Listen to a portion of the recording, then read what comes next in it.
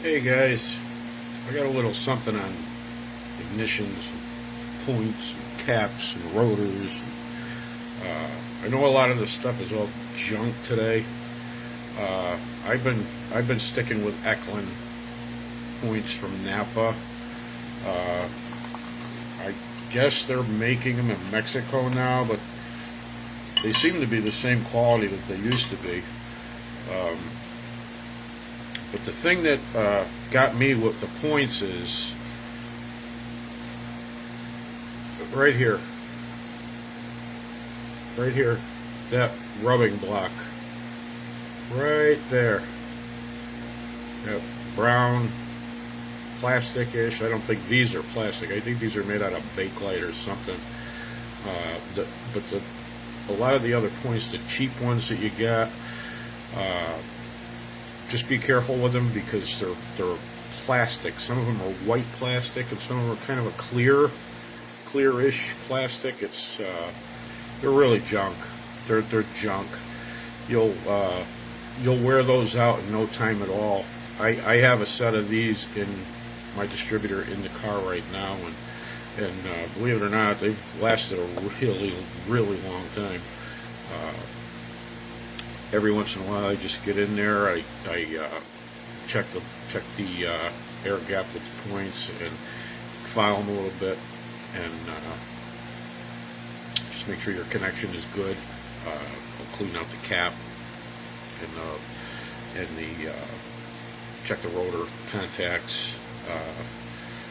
A lot of times, what I'll do is on the rotors, before I even put them in, I'll pull this up. I'll just bend it up a little bit so it's touching the center post where your coil wire is a little bit tighter. And when I buy my caps and rotors, I always make sure that I have copper or brass, whatever, here at the tip, and all the, I don't know if you can see that or not, probably not. All the contacts inside are copper or brass. Sorry, they're not aluminum. I don't like aluminum. I like the brass contacts. You just clean them off. Sometimes, if you see a little carbon tracking, you could wipe them out, clean them off a little bit.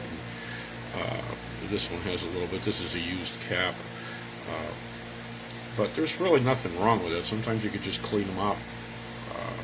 Just get your ignition file, clean them up a little bit, or some emery paper or some sandpaper or something.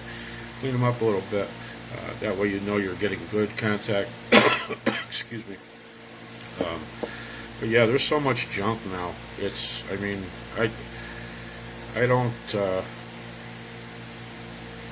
I don't know why they're getting so chintzy with everything, but this is a major thing right here because you'll wear it down real fast when they're those cheap plastic rubbing blocks.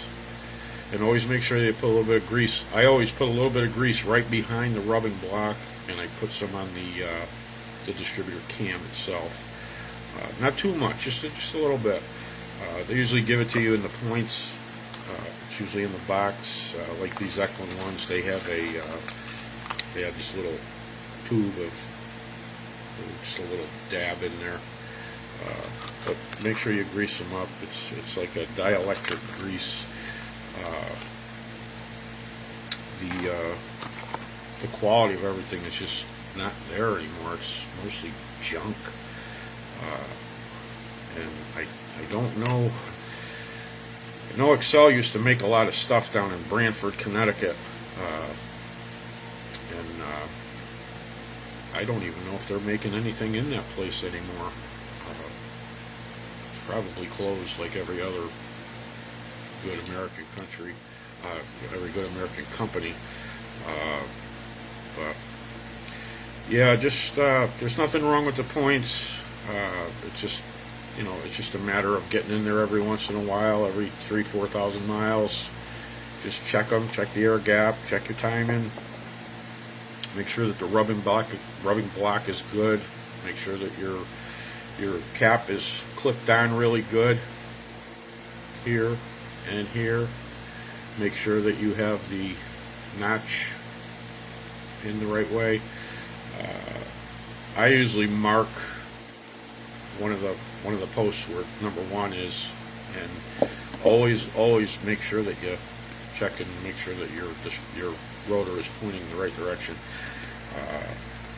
If you take the distributor out to do any maintenance on it like I do, I always take them out. I put it in my vise, and I do the points and everything there. Then I check it. I either check it with a dwell meter, or I have a tack that I used to use with my old timing light, just for engine RPM. And what I did was I took the tack, it's just a mini tack, and what I did was I took the wires and I put alligator clips on them. This one broke off. I gotta get another thing. And a pigtail. If you want to put a pigtail from your fuse box out under the hood, you can just plug this into the pigtail. This is the ignition hot, the red one. The black one is a ground, and the green one is distributor, or coil negative. And you can have your tack right under the hood with you. I did that when I was a kid, and it's just something that I always had. But I just recently bought an old dwell meter.